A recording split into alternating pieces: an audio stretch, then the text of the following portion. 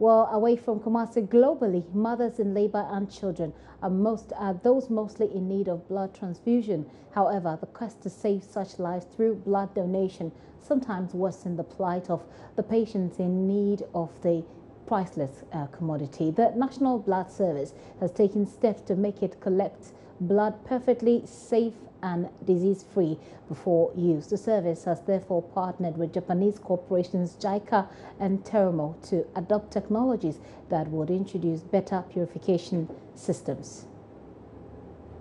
The Mirasol project is a very exciting one because this is looking at blood safety. And within sub-Saharan Africa, there is a very high instance of the transfusion of malaria through blood.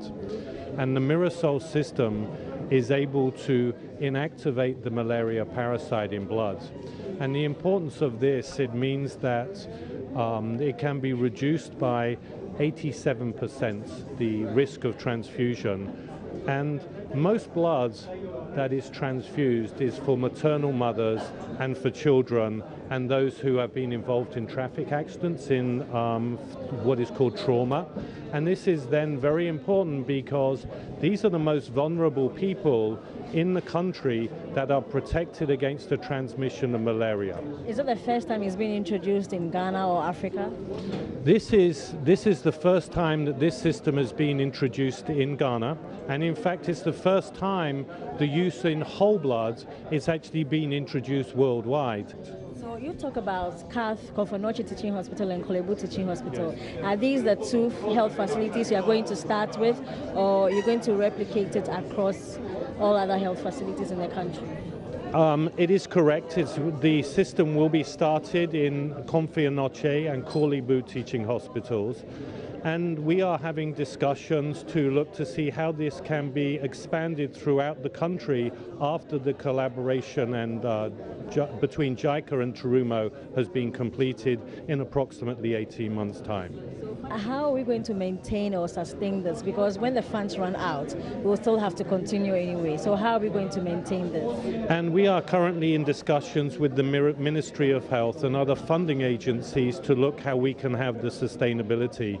It is absolutely crucial that this has a sustainability and a long life. How exactly will the Mirasol work? To keep it simple, we add a vitamin B, which called riboflavin, to the blood, and this acts with ultraviolet light to clean the blood.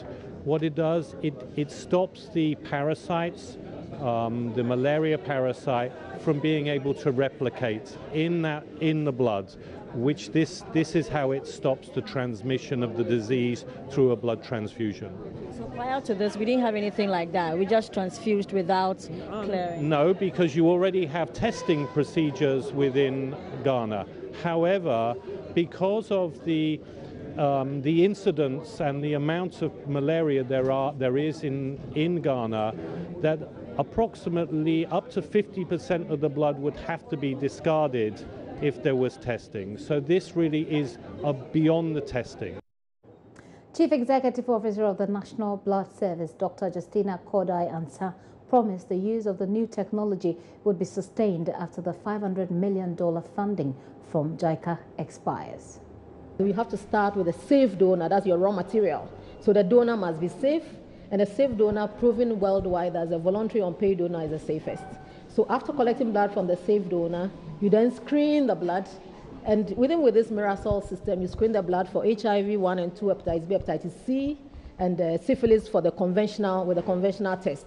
And then there is further work on the blood with this Mirasol. So the National Blood Service now produces the product, the Mirasol product, and then they are given to patients in hospitals. We're starting with Konfo-Anokye for the Central Area Center, and then Korle Bu for the Southern Area Center.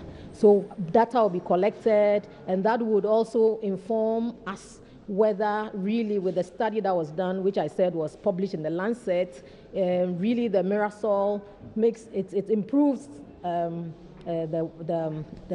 patients who are treated with Mirasol. There's better outcomes, and at the same time probably less stay in hospital. So this is really what the project is all about. We have sat down with all the collaborating partners to ensure that we put together a plan to ensure that, because it's as most of the time we start things and we cannot continue, but we have to make sure that we actually work things out. So that has been done together with the collaborators to ensure sustainability of the. And apart from her, Health Minister Kweku Agyeman also revealed that his office will adequately equip the blood service to facilitate their efficiency.